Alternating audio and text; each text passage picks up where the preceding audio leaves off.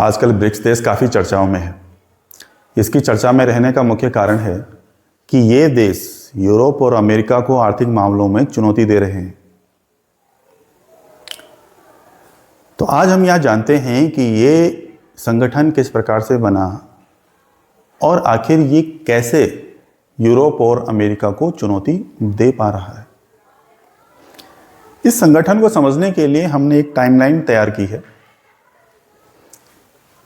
जैसा कि आप देख रहे हैं कि सन 2001 में एक अर्थशास्त्री रहे जिम ओ'नील।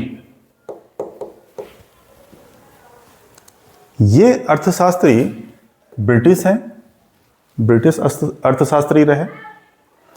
इन्होंने सन 2001 में एक रिसर्च पेपर छापा और जिसमें इन्होंने दावा किया कि सन 2050 तक ये जो ब्रिक्स देश हैं, यानी कि ब्राज़ील, रसिया, इंडिया और चाइना, ये आर्थिक मामलों में यूरोप और अमेरिका को चुनौती देंगे और कड़ी चुनौती देंगे। इसी बात को ध्यान में रखते हुए सन 2006 में ब्रिक्स देशों के विदेश मंत्रियों ने पहली बैठक की और सन 2009 में जो ब्रिक्स देश थे, इनका पहला सम्मेलन रसिया, ये कैटरिनबर्ग में हुआ।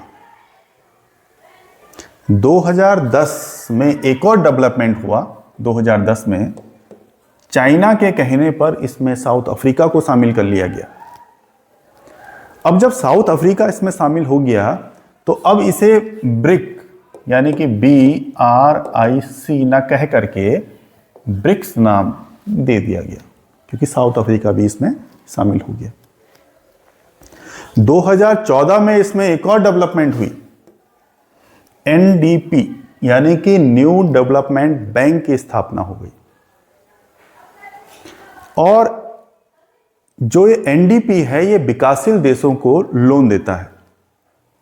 अभी तक लोन देने का काम ज्यादातर यूरोपीय देश और अमेरिकी देश कर रहे थे। अब उन्हें यहां चुनौती मिलने लगी, विकासशील देशों को आसानी से लोन मिलने लगा। 2023 में इसमें इजिप्ट शामिल हो गया, ईरान शामिल हो गया, सऊदी अरब शामिल हो गया, इथोपिया शामिल हो गया, UAE इसमें शामिल हुआ। और 2025 में अभी जुलाई में इसका सम्मेलन रियो ब्राजील में हुआ है। अब संगठन बना और इस संगठन ने आपस में व्यापार करने के लिए डॉलर को तरजीह नहीं दी और आपस में जो इनकी मुद्रा है उन्हीं में व्यापार करने का फैसला किया। अब ये आपस में व्यापार कर रहे हैं अपनी ही मुद्रा में, जिस कारण से डॉलर को ये चुनौती दे रहे हैं।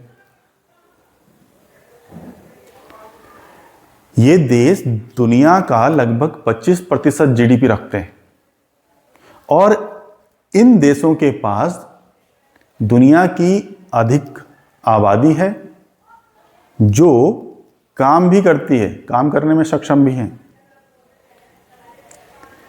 तो आप समझ ही गए होंगे कि क्यों ब्रिक्स आजकल चर्चाओं में है और यूरोप और अमेरिका जैसे देशों को चुनौती दे रहा है।